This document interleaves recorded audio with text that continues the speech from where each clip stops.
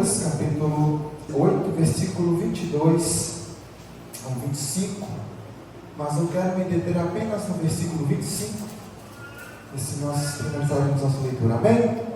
A palavra do Senhor nos diz assim: disse-lhes, onde está a vossa fé? E eles, temendo, maravilharam-se, dizendo uns aos outros: quem é este que até aos ventos e à água manda e lhe obedecem? Amém? Os irmãos podem estar se assentando, assim nós vamos glorificar e exaltar o nome do Senhor. Está com nossos ouvidos abertos para esta palavra. Meus irmãos, Lucas capítulo 8, a partir do versículo 22, nós vamos ver Lucas trazendo uma narrativa de um acontecimento, algo que ocorreu no ministério de Jesus. Interessante nós entendemos, sempre tem feito isso, irmãos, já tem costume, nós entendemos o contexto, onde nós estamos aqui, o que está acontecendo, para que depois nós possamos compreender o texto em si. É importante isso, para que os irmãos possam se localizar, entender o que está acontecendo, qual é o contexto, o local onde estavam. Tudo isso é importante para o entendimento preciso e claro do texto. Então nós estamos aqui naquilo que é a execução do ministério de Cristo, do seu ministério terreno. E temos aqui um acontecimento que envolve os discípulos de Jesus, e quando eles estavam em meio a uma tempestade, mas coisas ocorreram antes mesmo disso acontecer. Interessante, nós entendemos que capítulos antes nós vamos ver Jesus iniciando o seu ministério, fazendo prodígios, sinais e maravilhas, escolhendo os seus discípulos, que ele escolhe um número menor. Depois, entre os seus muitos discípulos, no capítulo 6 de Lucas, nós entendemos assim a separação dos 12, Jesus escolhe 12 para si. Então haviam mais discípulos, eram mais aqueles que seguiam a Jesus, mas 12 deles são escolhidos por Cristo, e esses 12 são aqueles que nós conhecemos como os 12 discípulos, ou 12 apóstolos, apóstolos porque foram incumbidos ou chamados para uma missão específica. Então é por isso que eles também recebem este nome. Então, a partir deste momento, o ministério de Jesus agora não é mais um ministério solo. Jesus não está mais sozinho no seu ministério, não que antes eles estivessem, mas agora ele escolhe 12 para si, homens, para que ele pudesse agora ter mais proximidade, ensinar mais de perto, ensinar mais próximo destes homens, preparando-os futuramente para a missão que havia de vir. Então é interessante, nós entendemos que no ministério de Cristo, ele estava no auge do seu ministério, muitas coisas vão acontecer. Jesus agora vai percorrer por muitas cidades, ensinando a palavra de Deus, cumprindo as Escrituras e também mostrando a chegada do reino, a boa notícia que estava chegando àquele povo. E esses 12 vão agora acompanhar não somente ele, mas uma enorme multidão vai acompanhar a Jesus, tanto aqueles que estavam pelo milagre, aqueles que estavam pela comida, aqueles que estavam para ver, aqueles que creram e realmente estavam seguindo Jesus. Então era um número enorme de pessoas, que por onde Jesus andava, eles estavam acompanhando. O ministério de Jesus agora estava ativo, estava no seu auge, onde agora Jesus estava percorrendo de aldeia em aldeia, de casa em casa, cidade em cidade, dia após dia, pregando a palavra do Senhor, mostrando nas Escrituras que ele veio para cumprir, que ele era aquele que o povo estava esperando, o Messias aguardado, o Remidor, o Salvador, aquele que agora seria a ponte, seria por meio dele que o homem se chegaria a Deus, o cumpridor da promessa que muitos profetas no Antigo Testamento profetizaram. Jesus então, através da sua pregação, das suas parábolas, das histórias que ele contava, histórias essas que serviam para que o povo pudesse entender o que Jesus estava ensinando. Nós precisamos entender que as parábolas de Jesus, elas serviam para que Jesus ensinasse, através de coisas humanas, coisas simples, para aquelas pessoas, as verdades celestiais, as verdades espirituais. Então as parábolas, semelhantes a trigo, a joio, a peixe, a semente, a plantação, tudo isso era algo que o povo estava acostumado, algo que o povo tinha por comum. Então o povo se aproximava, e quando Jesus dava aquelas histórias, aquelas parábolas, e assim as explicava, porque muitos não conseguiam compreender do que é que Jesus estava falando, assim eles compreendiam uma verdade espiritual através de algo que era comum no seu cotidiano. E no decorrer de todas essas pregações, e de Jesus andando de aldeia em aldeia, nós vamos ver que ocorreram muitos milagres. E milagres estes que não somente a multidão, mas os apóstolos, discípulos de Jesus, especificamente esses 12, estavam muito próximos de Cristo. Nós temos que entender que esses 12 eram pessoas comuns, pessoas como eu e você que estavam vivendo nos seus dias, trabalhando, sim, acompanhavam a mensagem, a palavra no templo, como um bom judeu faz, mas nós precisamos entender que eram pessoas comuns, que estavam ali na sua rotina, no seu dia a dia, no seu trabalho, e que são chamados pelo Mestre para agora fazerem parte dessa missão espiritual, dessa missão que seria a missão mais importante que alguém poderia ser chamado para participar. Esses homens são convidados a seguir nada mais, nada menos, ninguém mais importante do que o próprio Deus em carne em sua missão aqui na terra. Então esses homens recebem este convite. Jesus vai chamar: me seguem, venham, me sigam, venham ser os meus discípulos, venham aprender de mim, façam parte desta história, desta aliança que agora está sendo firmada de Deus, a parte de Deus para com os homens. Então eles são chamados para isso. Eu quero listar alguns dos milagres para que os irmãos possam entender o que está acontecendo aqui no capítulo 8. E esses homens comuns, homens como nós, pessoas como nós, simples, e que agora são chamados para fazer parte deste reino espiritual, desta missão tão importante. Capítulo 5, 12, nós vemos a cura de um leproso. No capítulo 5, 17, nós vamos ver a cura de um paralítico. Nós vamos ver diversos ensinamentos e parábolas no versículo 27, 29 e 33 e muitas outras até o capítulo 8, feitas por Jesus.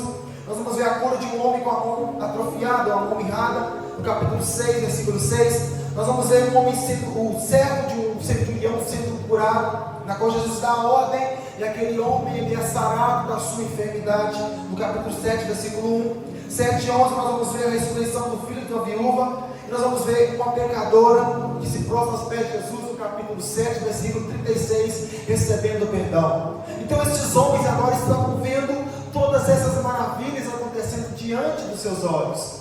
Esses homens agora estavam sendo preparados, lapidados por Cristo, para que eles pudessem compreender qual era a missão, qual era a importante missão, que eles agora, futuramente seriam responsabilizados. A responsabilidade dessa missão agora seria passada a eles. Mas até o momento, nós precisamos entender que eles eram homens que estavam sendo trabalhados, homens que estavam sendo lapidados, e homens que, durante toda a sua vida, não haviam visto coisas tão maravilhosas e esplêndidas, conforme agora estavam vendo na pessoa de Jesus. Um homem que estava com a sua mão ali atrofiada, uma mão que já não tinha mais serventia, e de repente a mão daquele homem ela é sarada, e ela volta com as suas funcionalidades, os tendões, os músculos voltam a funcionar normalmente, os nervos voltam para o seu lugar. Tudo isso é um milagre feito por Jesus.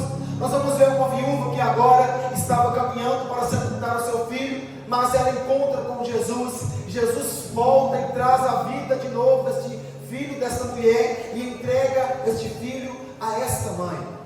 Nós vamos ver também um homem que era leproso, uma doença que na época não poderia ser tratada como é tratada nos nossos dias.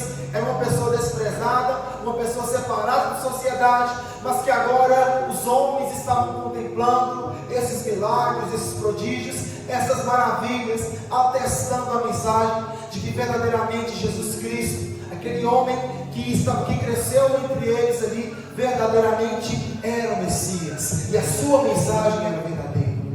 Tudo isso servia para que os ensinos de Jesus fossem confirmados, e para que toda aquela profecia de que foi profetizado acerca do Messias, que ele curaria os enfermos, que ele levaria as dores, que ele carregaria as nossas dores, estava se cumprindo agora no ministério de Jesus. E estes homens estavam contemplando isso.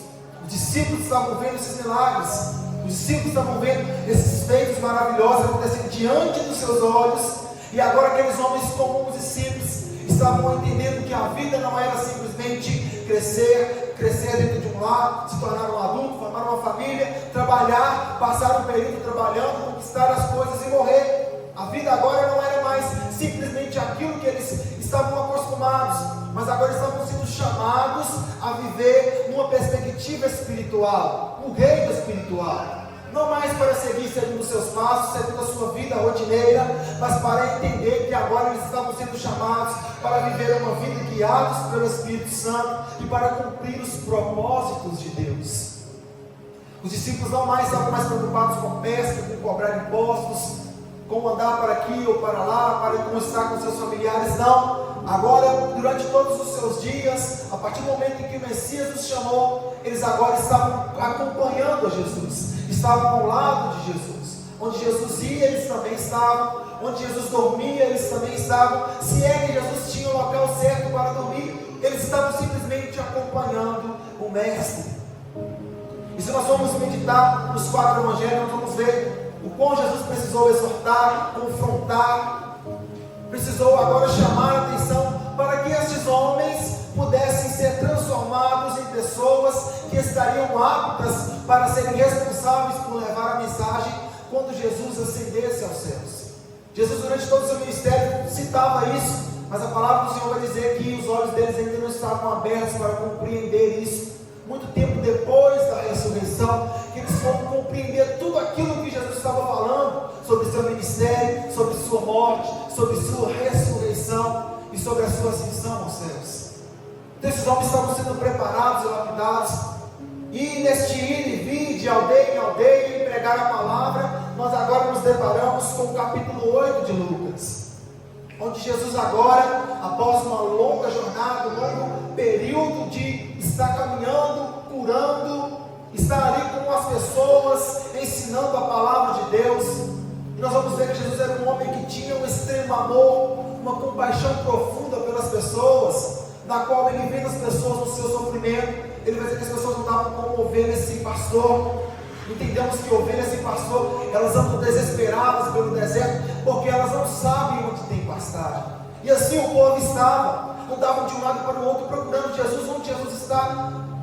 E eles corriam desesperados, iam de um lado para o outro, e pegavam, e iam, até mesmo sem se preocupar com água e alimento, simplesmente para ir até Jesus. Sendo que certa vez Jesus precisou multiplicar pães e peixes, porque o povo estava tão desesperado para estar perto ou ouvir, ou até mesmo pelos milagres de Jesus, que eles andavam desesperados, e chegou um momento em que não tinha nem lugar para comprar pão, e Jesus fez esse milagre, e por compaixão da multidão, entregou a eles pão para que eles pudessem se alimentar, e não desfalecessem no deserto. Então, em uma dessas missões, deste ministério de Cristo, Jesus agora diz para os discípulos: olha, vamos pegar o barco, vamos para o barco, e nós vamos atravessar o mar, e eu quero ir para o outro lado do mar. Jesus estava saindo do lado oeste para o lado leste do mar, então eles precisavam atravessar aquele mar, que na verdade era um lago. É interessante nós entendermos isso, e que não era um lago comum. Nós precisamos entender que a extensão desse lago é algo que nos chama a atenção. Ele tinha mais ou menos 13 quilômetros por 19 quilômetros de extensão. Então é um lago enorme, um lago imenso, que não seria atravessado, como nós falamos sobre lago, ou sobre questão de como é chamado o mar da Galileia, mas que na verdade é um lago. Nós pensamos algo simples, que o barquinho atravessa rapidamente. Não, seria um longo período de uma travessia, em que eles precisariam ali estar atravessando aquele período, aquela cerca de quilômetros, de 13 até 16 quilômetros do lado oeste ao lado leste. Então seria um período longo. E Jesus, agora nós passamos para o versículo 22, ao chamar os seus discípulos, ele vai dizer: passemos para a outra banda do lago. E assim eles vão partir. E Jesus, no versículo 23 vai dizer: e navegando eles, adormeceu, e sobreveio uma grande tempestade de vento no lago. Jesus agora estava cansado, depois de andar de aldeia em aldeia, e nós precisamos entender que as estradas não são como as estradas de hoje. A forma de se locomover era ou a cavalo ou andando, mas nós vamos entender que na maioria das vezes que Jesus vai se locomover, ele andava de aldeia em aldeia. Então Jesus, após tantas coisas que ele fez, ele estava cansado, o seu corpo estava fadigado, pois estava servindo ao povo. Ele veio como servo, não para ser servido. Jesus não se contentava em descansar quando ele estava no seu ministério, pois ele se preocupava tanto com a multidão, que chegou a ponto de, às vezes, ele dizer aos discípulos: vocês podem ir, ou a ponto dele mesmo virar à noite orando, intercedendo ao Pai, e no outro dia iniciar novamente o seu ministério. se preocupando com as pessoas. Então neste momento Jesus está com o seu corpo exausto, o seu corpo está cansado e ele precisa descansar, ele precisa dormir. Então Jesus aproveita dessa situação, dessa circunstância em que seria uma viagem aí de 16 quilômetros, 15, de um lado a outro do mar da Galileia, para poder descansar. E no momento em que Jesus está descansando, um grande vento, uma forte tempestade agora vai vir sobre aquele barco. E nós precisamos entender que, apesar de ser um lago, e assim chamado Mar da Galileia, pela extensão, quando o vento vai soprando aquele lago, aquele mar, por causa da sua grande extensão, fortes ondas vão se formando até que uma margem chegue a outra. E os barcos não são como os barcos que nós podemos imaginar, como grandes embarcações preparadas para tempestades, para chuvas. Não, era um barco de pesca, um barco comum, um barco que iria ali acomodar aquela quantidade de pessoas que estavam passando de um lado para o outro da margem. Então, naquela tempestade, naquele vento, as ondas começam a ser tão turbulentas que elas começam a passar para dentro do barco. E nós precisamos entender que os discípulos, quando eles foram chamados, pelo menos 3 deles, assim nós temos total certeza, eles eram pescadores, e não pescadores do Mar Morto, não pescadores do Rio Jordão, pescadores do Mar da Galileia. Eles conheciam o mar, eles conheciam aquele lado, eles sabiam quando uma tempestade era boa ou não para navegar. E é isso que nós precisamos entender. Aqueles homens que estavam tripulando aquela navegação, eles sabiam do perigo que eles estavam correndo. E note que pela extensão do lago, nós entendemos o desespero desse povo. Quem é que consegue, suponhamos que eles estivessem ali certamente no meio do lago, quem é que consegue nadar 7, 8 quilômetros se o barco afundasse? A navegação não era grande o suficiente para gerar ali, suponhamos que ela se desfizesse, para que eles pudessem se segurar e esperar por um socorro. Não, em meio a uma tempestade daquelas, não apareceria ninguém para que pudesse socorrer aquela navegação. E aqui nós começamos a entender o porquê do desespero deles. Eles conheciam o mar, conheciam o lugar em que eles estavam. 2, eles não conseguiriam, nem se quisessem nadar, a quantidade de água que seria necessário para nadar. E outro, eles sabiam e conheciam que é uma tempestade a ponto de destruir uma navegação. Então nós estamos falando de homens que compreendiam a situação que eles estavam. Eles estavam diante da morte e eles sabiam disso. E continua dizendo o texto: o barco enchia de água, estando eles em perigo. Então eles, como um bom pescador, alguém que entendia, eles levaram algum instrumento para tirar a água do barco, se o barco assim enchesse de água por algum momento. Mas chegou um momento em que eles tinham total certeza de que não havia mais o que fazer. O barco iria afundar e eles estavam agora diante da morte. Eram homens que sabiam que não tinha mais o que fazer, não tinha uma escapatória para aquela situação em que eles estavam. O barco encheria de água, o barco afundaria e eles iriam morrer no meio daquele mar. Isto era certo, e por isso nós entendemos o desespero destes homens. Agora estavam diante da morte. E no versículo 24 vai dizer: chegando-se a ele, despertaram dizendo: mestre, estamos perecendo. Nós lemos o texto e nós entendemos que esses homens estavam desesperados. Eles vão acordar Jesus desesperados, vendo que o barco estava enchendo de água e não tinha mais o que fazer. E note, é interessante nós entendermos esse tipo de desespero. Uma coisa, por exemplo, é alguém com medo de um cachorro, uma mulher com medo de algum inseto, uma barata que seja, ela grita desesperada para que alguém venha matar aquele animal. Outra coisa são homens formados e que entendem o que é uma tempestade, desesperados. Os irmãos já contemplaram alguma vez um homem desesperado? Ou um grupo de homens desesperados? Por que eu estou citando homens? Porque geralmente o homem ele é o último a se desesperar numa situação. Ele cumpre o papel de protetor, de defender, de estar ali no controle da situação. Então, quando nós imaginamos estes homens desesperados, eles estavam agora assustados, entendendo, encarando a morte diante dos seus olhos. E eles vão acordar a Jesus e dizer: Senhor, nós estamos morrendo, estamos perecendo, não há mais o que fazer. E Jesus agora vai se levantar daquele sono, daquele momento de descanso, por conta da sua fadiga. E ele vai dizer, e ele levantando-se, repreendeu o vento e a fúria da água, e cessaram, e fez bonança.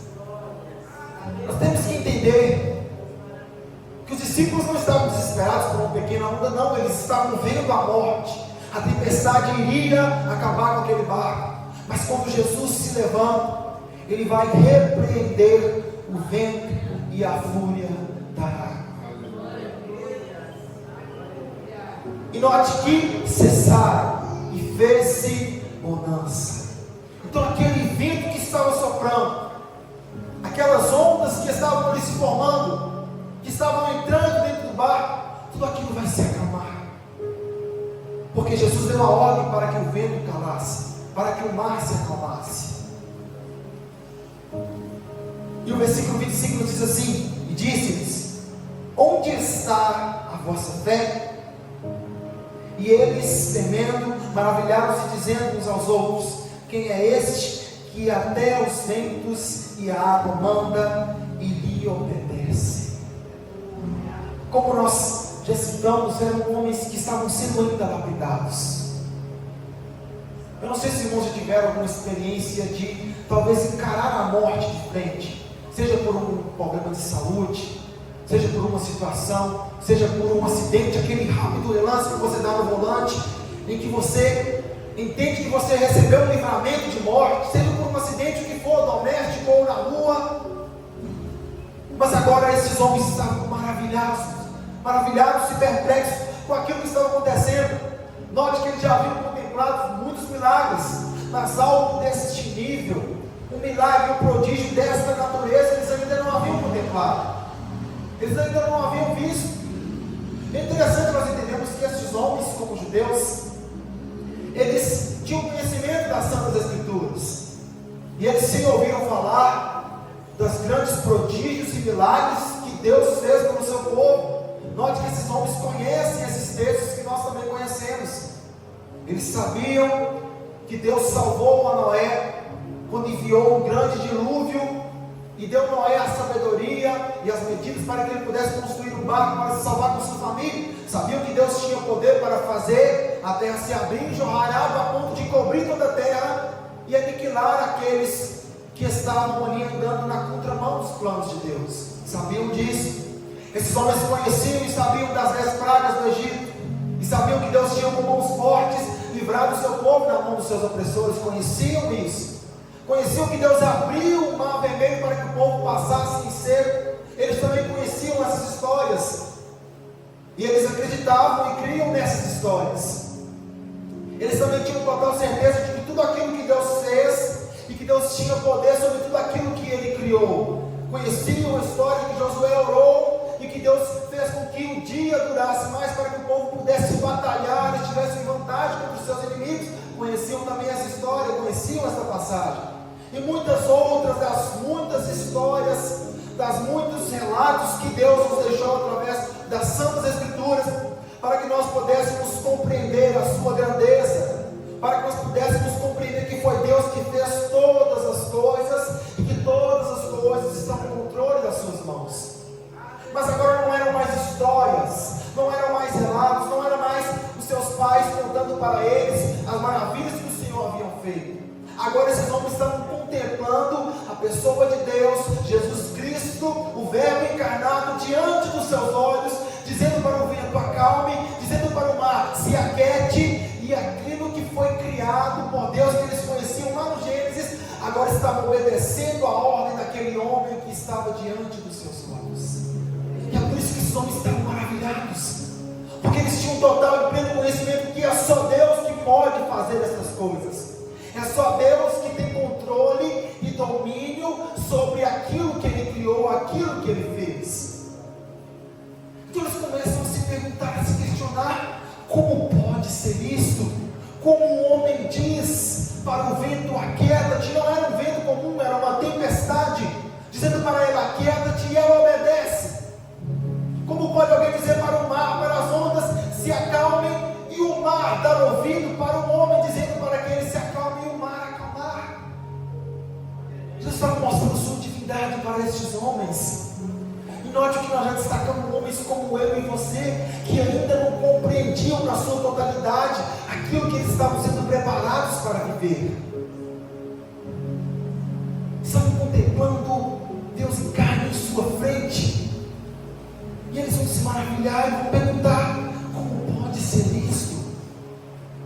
E até agora nós não detemos aquilo que o texto nos traz, mas é interessante nós entendemos o que Jesus falou para eles. Note que aquela situação, aquela circunstância, tudo que Jesus fez durante o seu ministério, não houve nada que não houvesse um propósito.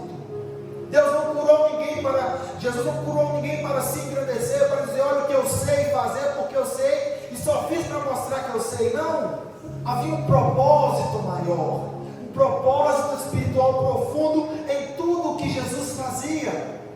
Todo passo, toda cura, toda parábola, tudo aquilo que Jesus ensinava tinha um propósito específico a se cumprir. E note que essa tempestade, apesar de ter vindo sobre maneira inesperadamente sobre a vida deles, Jesus usou daquela tempestade para ensinar um princípio aos seus discípulos, para que aqueles homens fossem ainda mais preparados e lapidados, para que eles pudessem estar aptos a cumprir a missão que futuramente, como nós vemos lá no livro de Atos, esses homens vão cumprir agora já formados, homens agora que esperaram, estavam cheios do Espírito Santo para cumprir a missão do Senhor, mas que até então estavam sendo lapidados.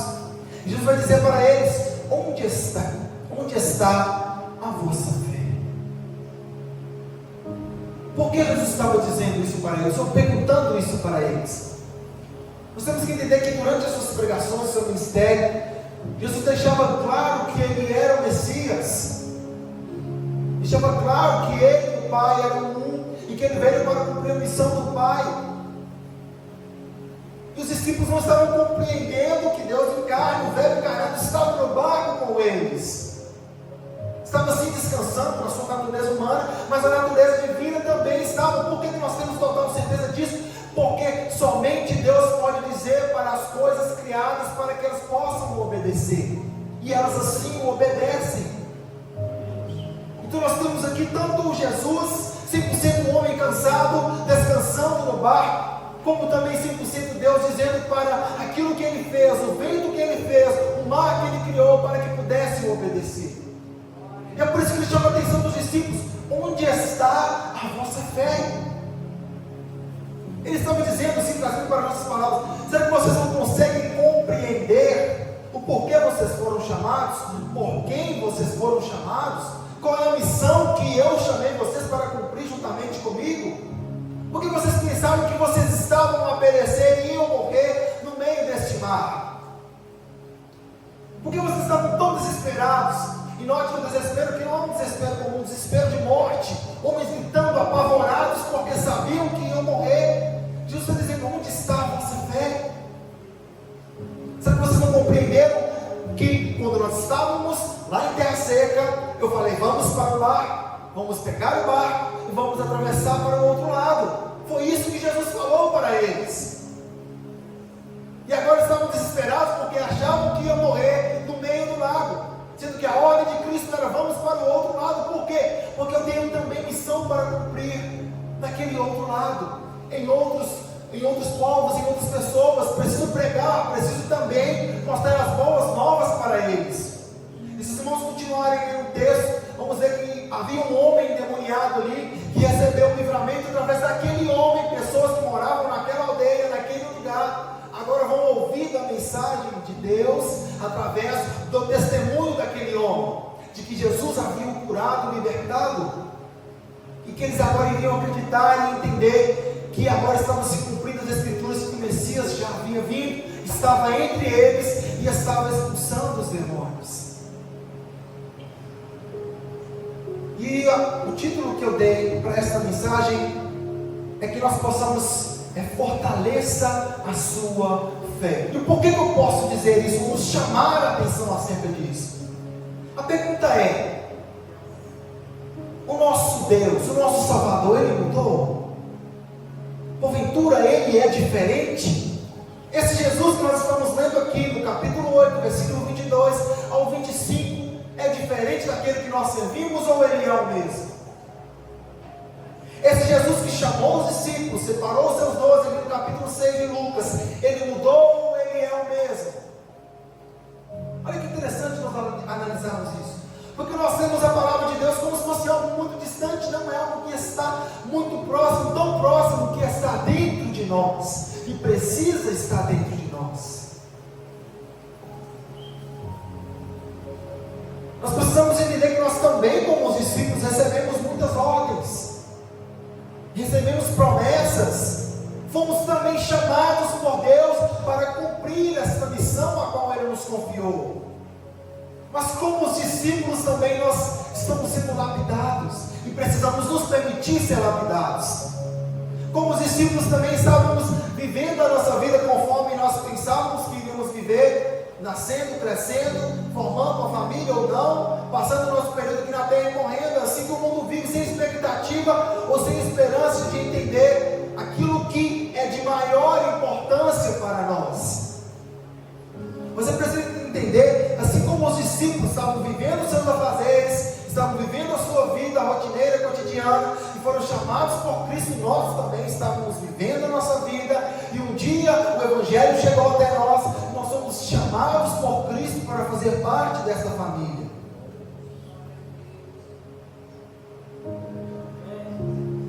O texto fala sobre tempestade, sobre mar, sobre barco. Nós podemos aplicar isso em nossas vidas, não ferindo o texto, mas no sentido em que, da mesma maneira que Jesus chamou os discípulos e deu ordens para ele, para que eles pudessem compreender que ele não estaria apenas ordenando, mas estaria com eles, ele também apenas não nos mandou ou não nos incumbiu a fazer uma missão, ele também está conosco nesta missão.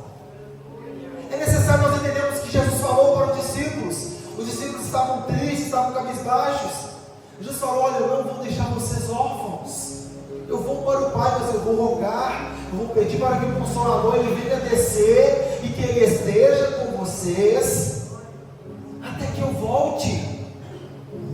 E assim ele cumpriu a sua promessa. E nós nos perguntamos: porventura nós não recebemos também missão? Não recebemos também incumbências do nosso Deus, do nosso Salvador, na qual nos falou: ide por todo o mundo, pregai o Evangelho, anunciai, batizai, fazer discípulos. E nas cartas que nós vemos os apóstolos escrevendo, quantas ordenanças e mandamentos que o Senhor confiou para que esses homens pudessem escrever para nós. Mas o problema é que nós enxergamos Jesus muito distante.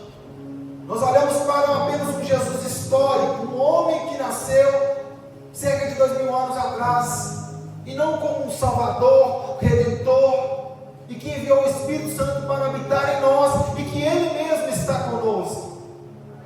É assim que nós precisamos enxergar. Não é um Jesus que nasceu e que morreu, sim, ressuscitou e subiu aos céus lá anos atrás, não.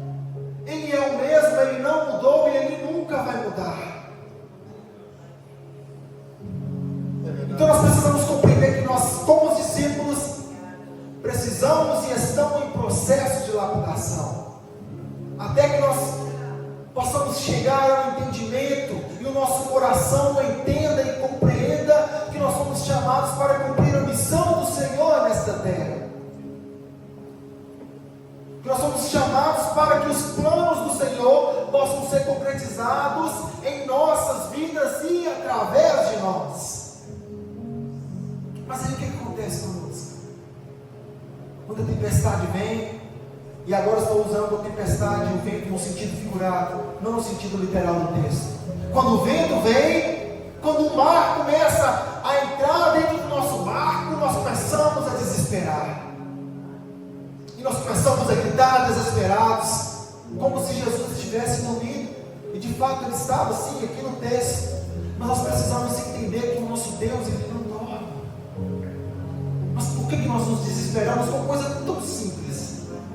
Porventura Ele já nos ordenou, nós já não temos a promessa, Ele já nos deu a sua palavra, por que nós estamos desesperados?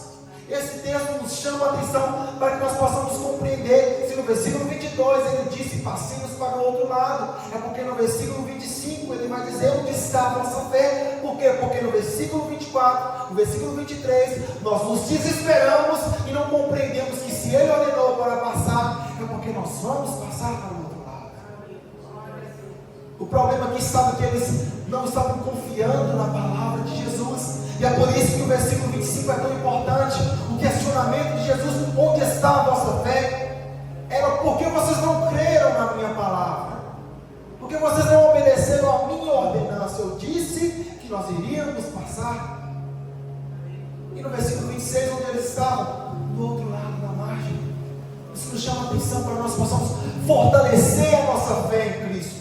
Mas não um Cristo distante, não um Deus distante, não o Espírito Santo que visita, mas o Espírito Santo que habita e mora em nós. A palavra do Senhor diz que Ele estará conosco e estará em nós. Então por que nós perdemos a confiança, perdemos a esperança? Situações tão pequenas, irmãos, isso é incrível. Como nós oscilamos e precisamos ser lapidados por Deus. Coisas tão insignificantes nos tiram dos propósitos do Senhor. Provas tão pequenas, coisas tão relevantes, irrelevantes, coisas tão banais, fazem com que nós comecemos a questionar o nosso Deus, fazem com que nós queremos desistir de seguir, sair do caminho. E a pergunta é: para onde nós iremos? Assim como Pedro perguntou. Eu te pergunto nessa noite: se você abandonar a Cristo, se você abandonar o caminho que Ele te confiou, te chamou, essa família que você agora recebeu, a dádiva de participar, se você resolver voltar atrás, para onde você vai? Para onde nós iremos? Ah, mas isso não vai acontecer. Acontece, aconteceu na época de Jesus e acontece em todas as épocas e acontece nos nossos dias. Pessoas, por coisas tão insignificantes, por coisas tão banais, eles têm a sua visão, os seus olhos tapados, os seus ouvidos são tapados, eles não conseguem mais compreender e entender a mensagem e o porquê nós estamos aqui neste mundo. E foi falado aqui nessa noite sobre sermos embaixadores. Então por que nós abrimos mão disso? É só ler e meditar nas Escrituras quantas são as promessas, mas também as ordenanças que Ele nos deu. Então essa vida que nós estamos vivendo, nós precisamos compreender que sim, vão vir muitas tempestades, sim, vão vir muitas situações que nós vamos nos desesperar, mas o que é preciso que nós compreendamos é que a nossa fé, ela não pode ser abalada. Não porque nós não podemos nos abalar, mas é porque em quem nós depositamos a nossa fé. Uma vez que nós pensamos em parar, é porque nós não estamos dando crédito em quem nos fez a promessa. E é por isso que a incredulidade impede o cristão, impede o crente de ser salvo. Porque não é por ele mesmo ser falho, nós somos falhos, mas é porque ele não está crendo em quem fez a promessa, é fiel para cumprir. A falta de fé dos discípulos estava em que eles não estavam crendo que Jesus disse que eles iriam atravessar.